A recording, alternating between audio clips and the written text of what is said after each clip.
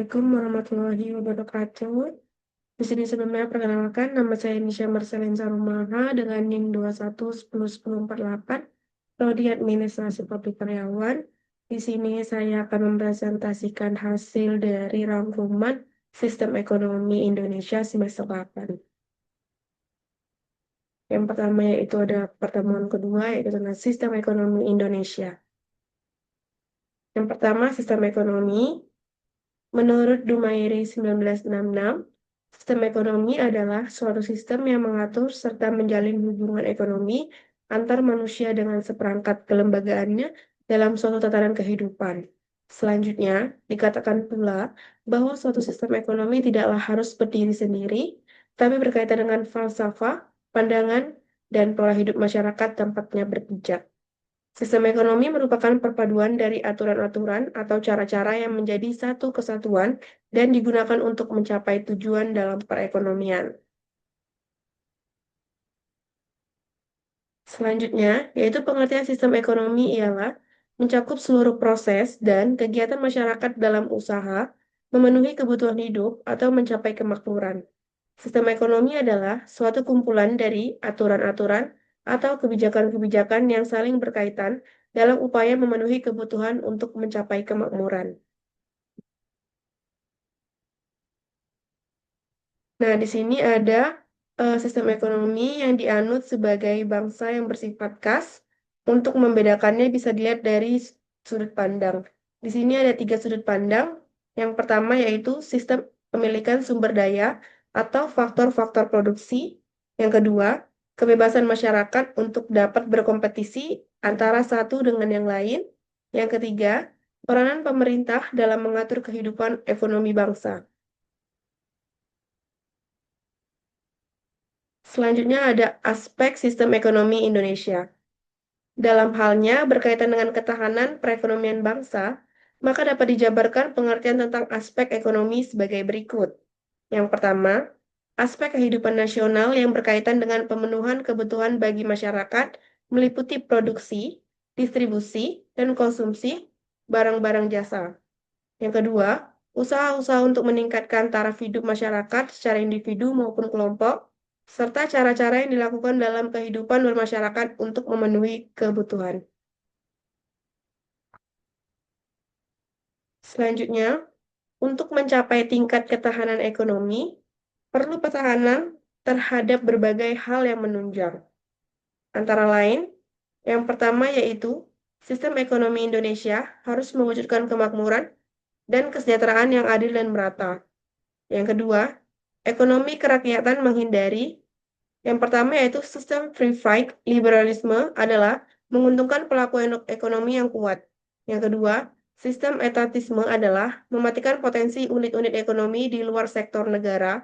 Yang ketiga, monopoli adalah merugikan masyarakat dan bertentangan cita-cita keadilan sosial. Yang ketiga ada struktur ekonomi dimantapkan secara seimbang antara sektor pertanian, perindustrian, dan jasa. Selanjutnya ke pertemuan ketiga, yaitu tentang klasifikasi sistem ekonomi.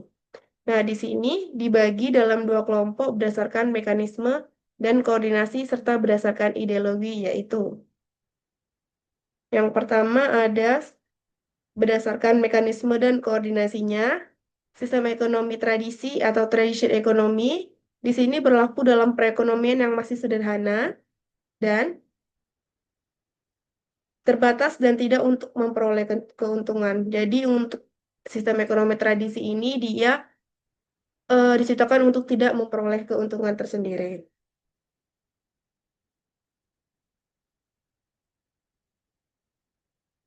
Assalamualaikum warahmatullahi wabarakatuh. Yang selanjutnya ada sistem ekonomi komando. Sistem ekonomi komando atau command ekonomi di sini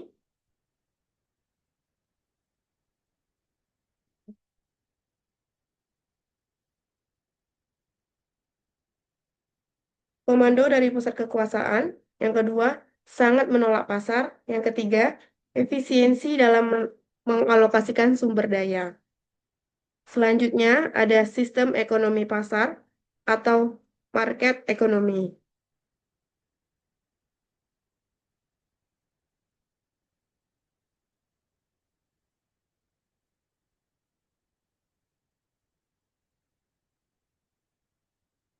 Di sini, sistem ekonomi pasar yaitu mengandalkan kekuatan permintaan dan penawaran sebagai alat alokasi yang efisien.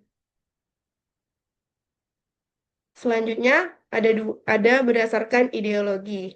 Yang pertama, sistem ekonomi kapitalis. Yang kedua, ada sistem ekonomi sosialis. Yang ketiga, ada sistem ekonomi Islami. Untuk sistem ekonomi kapitalis adalah sistem yang dimana mengharuskan pemerintah memiliki dan menggunakan seluruh faktor produksi, namun selanjutnya kepemilikan pemerintah atas faktor-faktor produksi tersebut hanyalah sementara. Nah, ketika perekonomian masyarakat dianggap telah matang, pemerintah harus memberikan hak atas faktor-faktor produksi itu kepada buruh. Nah, dalam sistem ekonomi ini pula, pada umumnya memiliki ciri-ciri sebagai berikut, nanti akan dijelaskan di slide selanjutnya. Yang kedua ada sistem ekonomi sosialis dan sistem ekonomi Islami. Untuk sistem ekonomi Islami, yaitu sistem ekonomi Islam adalah sistem ekonomi yang berlandaskan ideologi dan ajaran-ajaran menurut syariat Islam. Sistem ekonomi ini memiliki cita-cita yang bertujuan untuk mesejahterakan umat dengan sumber daya ekonomi yang dialokasikan sebagai sedemikian rupa. Sehingga dengan pengaturan kembali keadaannya, tidak seorang pun lebih baik dengan menjadikan orang lain lebih buruk. Nah, ini juga memiliki ciri-cirinya nanti ada di slide selanjutnya. Yang terakhir ada sistem ekonomi campuran.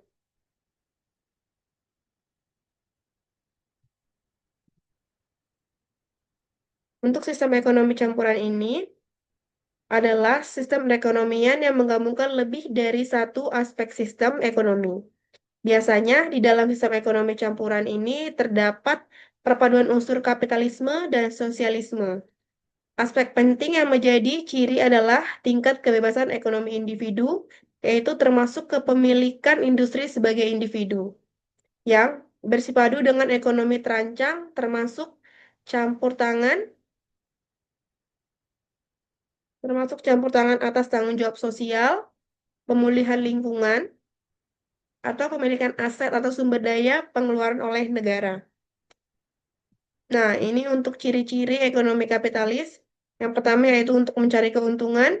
Yang kedua, pengakuan yang luas atas hak pribadi.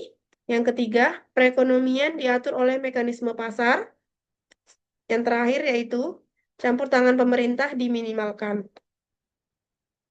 Selanjutnya, ada ciri-ciri sistem ekonomi sosialis.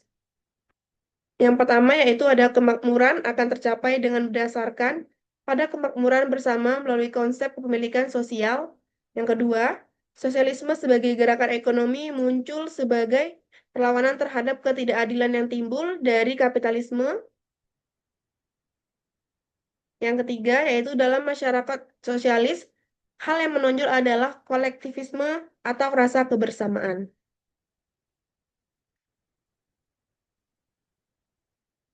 Selanjutnya ada ciri-ciri ekonomi Islam. Yang pertama ada ekonomi syariah, yang kedua ada hak kepemilikan, yang ketiga konsep kepemilikan, yang keempat kebebasan perekonomian, yang kelima spiritualisme dalam sistem ekonomi, yang terakhir ada konsep rasionalitas ekonomi. Selanjutnya kita masuk ke pertemuan keempat yaitu tentang landasan sistem ekonomi di Indonesia. Secara normatif, landasan ideal sistem ekonomi Indonesia adalah Pancasila dan Undang-Undang 1945. Dengan demikian, maka sistem ekonomi Indonesia adalah sistem ekonomi yang berorientasi kepada yang pertama ketuhanan yang Maha Esa, berlakunya etik dan moral agama, bukan materialisme. Selanjutnya, ada kemanusiaan yang adil dan beradab, tidak mengenal pemerasan atau eksploitasi. Yang ketiga, ada persatuan Indonesia, berlakunya kebersamaan, asas kekeluargaan, sosionasionalisme, dan sosiodemokrasi. Sebaliknya, dalam demokrasi ekonomi, perlu dihindari timbulnya ciri-ciri negara sebagai berikut. Yang pertama ada sistem free flight liberalisme, eksploitasi terhadap manusia dan bangsa lain. Yang kedua, sistem etatisme, mendesak dan mematikan kreasi unit di luar sektor negara. Yang ketiga, pemusatan kekuatan ekonomi, yaitu monopoli kelompok tertentu. Untuk sistem ekonomi Pancasila, memiliki ciri-ciri pokok sebagai berikut. Yang pertama, koperasi sebagai soko guru perekonomian. Yang kedua, roda perekonomian digerakkan oleh rangsangan ekonomis, sosial, dan moral. Yang ketiga, adanya kehendak yang kuat dari seluruh masyarakat ke arah kemerataan sosial. Yang keempat, ada nasionalisme menjiwai setiap kebijakan ekonomi. Yang kelima, adanya keseimbangan yang jelas antara perencanaan ditingkatkan nasional dengan pelaksanaan kegiatan ekonomi. Selanjutnya, kita akan masuk ke pertemuan kelima. Di sini ada unsur-unsur kebijakan ekonomi. Ini ada terdapat beberapa unsur dari kebijakan ekonomi. Yang pertama yaitu untuk kebijakan harga upah. Yang kedua, kebijakan produksi. Yang ketiga ada kebijakan perdagangan. Yang keempat ada kebijakan sosial. Yang kelima ada kebijakan kesempatan kerja. Yang keenam ada kebijakan moneter.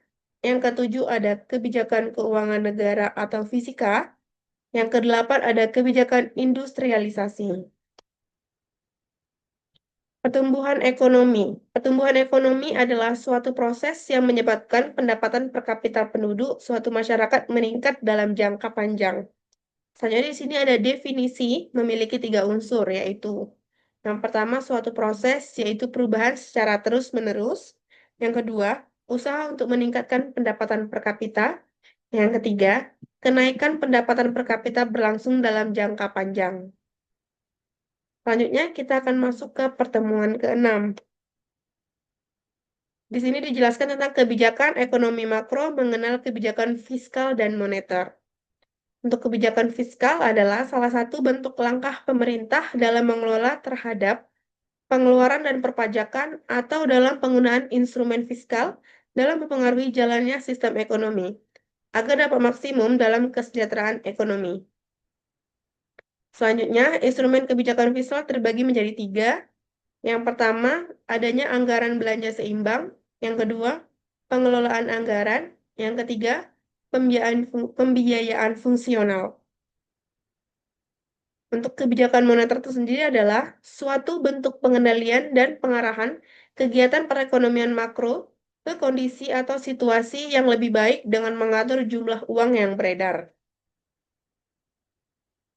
Untuk instrumen kebijakan moneter, di sini terbagi menjadi ada beberapa, ada 3. Yang pertama ada operasi pasar terbuka, yaitu market operation. Yang kedua, fasilitas diskonto, discount rate. Yang ketiga, rasio cadangan wajib. Kebijakan, nah setelah itu kebijakan moneter di sini juga ada kebijakan moneter masa krisis keuangan. Di sini Bank Indonesia melelang sertifikat atau bisa juga membeli surat-surat berharga di pasar modal. Yang kedua, jika kondisi tingkat kegiatan ekonomi masih berada di harapan, maka bank sentral akan menurunkan tingkat suku bunga. Selanjutnya, pada saat perekonomian mengalami resesi, maka uang yang beredar perlu dilakukan dengan cara penambahan untuk mendorong kegiatan ekonomi, yaitu dengan cara membeli surat-surat berharga. Selanjutnya, di dalam mengurangi kegiatan ekonomi yang berlebihan, pada saat terjadi inflasi, maka harus mengurangi uang yang beredar dengan cara menjual surat-surat berharga.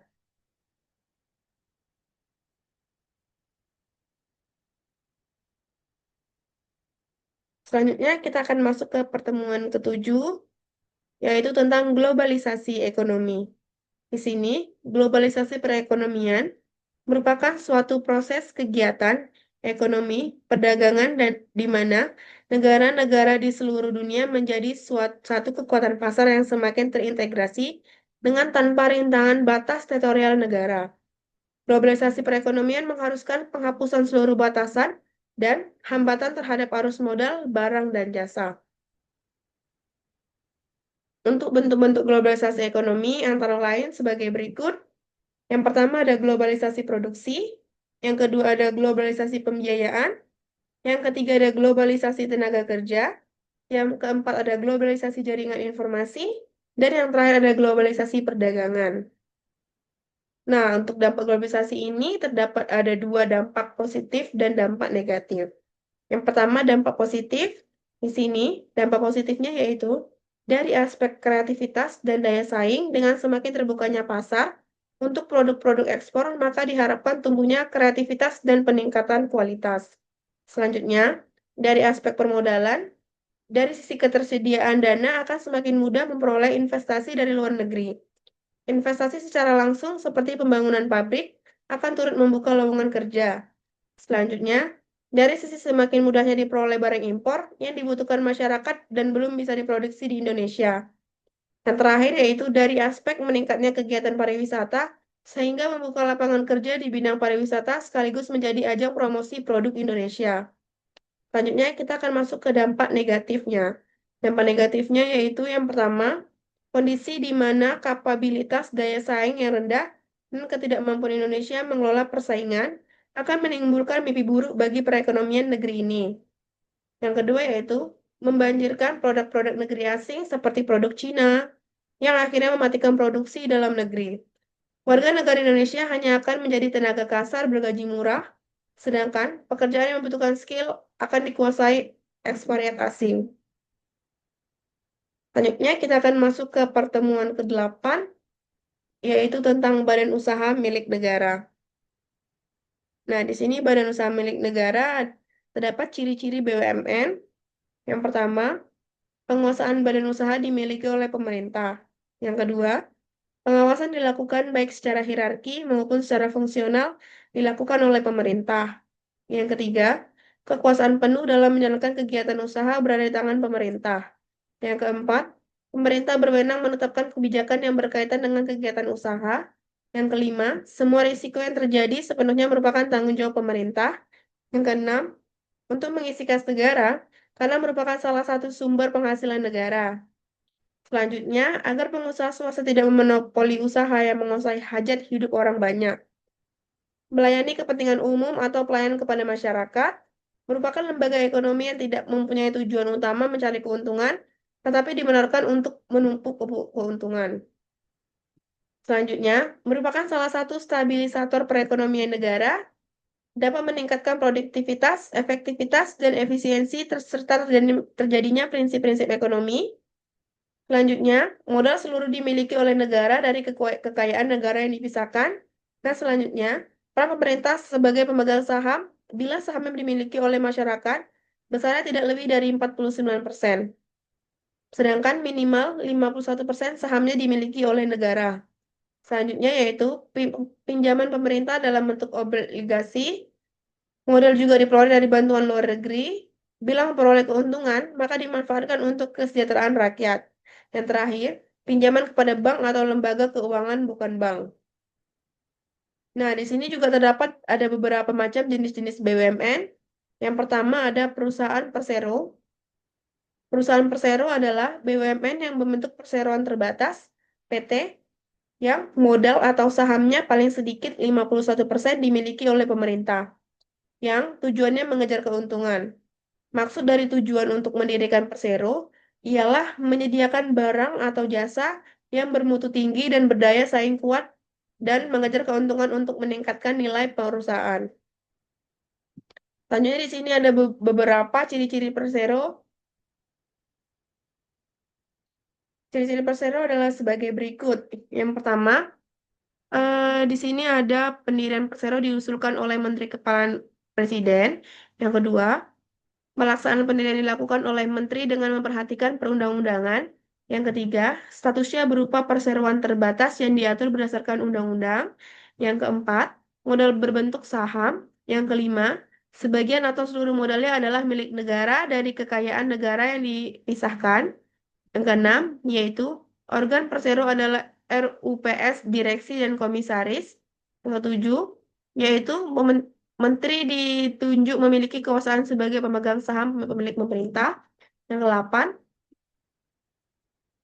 apabila seluruh saham dimiliki oleh pemerintah, maka menteri berlaku sebagai RUPS. Jika hanya sebagian, maka sebagai pemegang saham perseroan terbatas.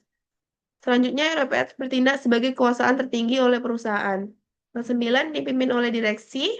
Yang ke-10, laporan tahunan diserahkan ke RWPS untuk disahkan. Yang ke-11, tidak mendapatkan fasilitas negara. Yang ke-12, tujuannya yaitu untuk memperoleh keuntungan.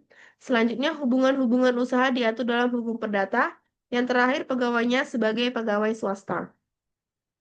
Pegawainya di sini pegawainya berstatus sebagai pegawai swasta. Misalnya di sini ada beberapa contoh di Indonesia sendiri yang sudah menjadi persero.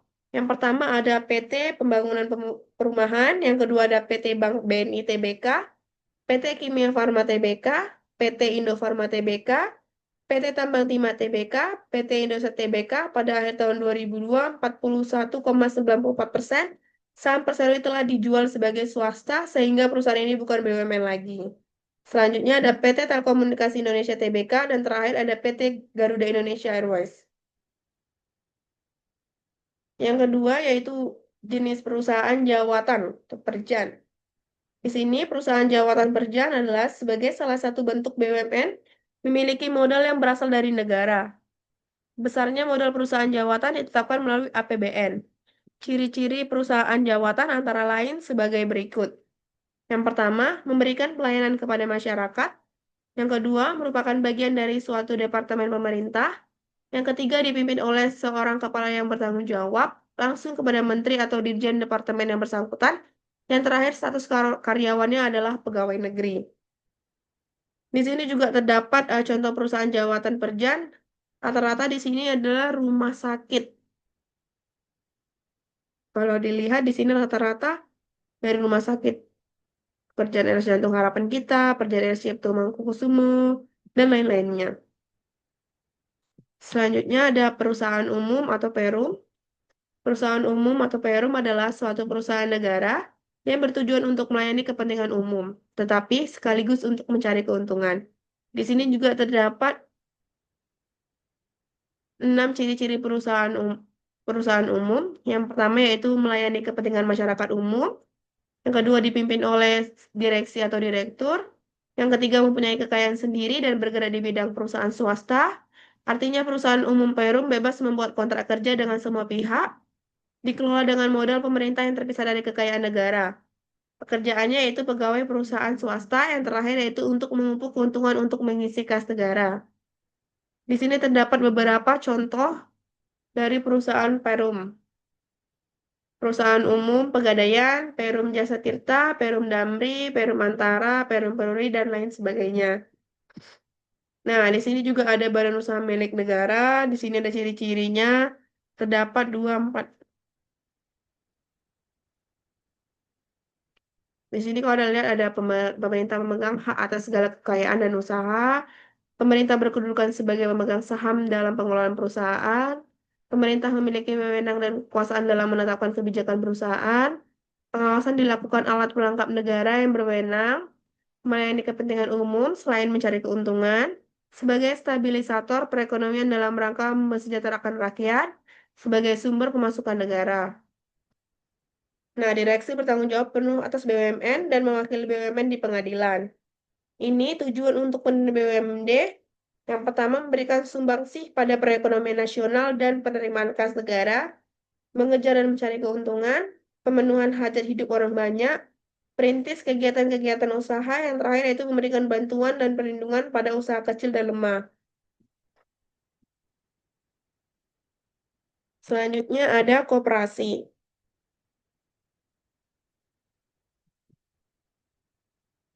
Di Indonesia sendiri telah dibuat UU nomor 25 tahun 1992 tentang perkoperasian. Prinsip koperasi menurut UU nomor 25 tahun 1992 adalah keanggotaan bersifat sukarela dan terbuka. Pengelolaan dilakukan secara demokrasi, pembagian SHU dilakukan secara adil sesuai dengan jasa usaha masing-masing anggota, pemberian balas jasa yang terbatas terhadap modal, kemandirian, pendidikan perkoperasian, kerjasama antar koperasi. Nah, di sini juga terdapat jenis koperasi menurut fungsinya. Terdapat ada 3. Yang pertama, koperasi pembelian, pengadaan konsumsi. Yang kedua, koperasi penjualan pemasaran. Yang ketiga, dan koperasi produksi. Fungsi dan peran Koperasi Indonesia menurut Undang-Undang Nomor 25 Tahun 1992, Pasal 4 dijelaskan bahwa koperasi memiliki fungsi dan peran antara lain yaitu mengembangkan potensi dan kemampuan ekonomi anggota dan masyarakat. Yang kedua, berupaya mempertinggi kualitas kehidupan manusia. Yang ketiga, memperkokoh perekonomian rakyat.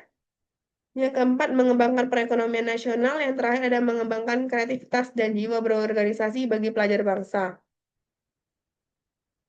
Nah, selanjutnya kita masuk ke subsektor ekonomi kreatif. Di sini ada sekitar 14. Yang pertama ada perikanan, yang kedua arsitektur, yang ketiga pasar barang seni, yang keempat kerajinan, yang kelima ada desain, yang keenam ada fashion, yang ketujuh ada video, film, dan fotografi, yang kedelapan ada permainan interaktif, yang kesembilan ada musik, yang kesepuluh ada seni pertunjukan, yang kesebelas ada penerbit dan percetakan, yang kedua belas ada layanan komputer dan piranti lunak, selanjutnya 13 televisi dan radio, riset dan pengembangan. Nah, untuk kreativitas yang dituntut dalam ekonomi kreatif bukan hanya sekedar memodifikasi ulang, yaitu selain itu juga untuk menciptakan produk baru. Sekian penjelasan dari rangkuman dari pertemuan 2 sampai dengan pertemuan terakhir. Apabila ada salah kata, saya mohon maaf dan saya akhiri dengan wabillahi taufik wal hidayah. Wassalamualaikum warahmatullahi wabarakatuh.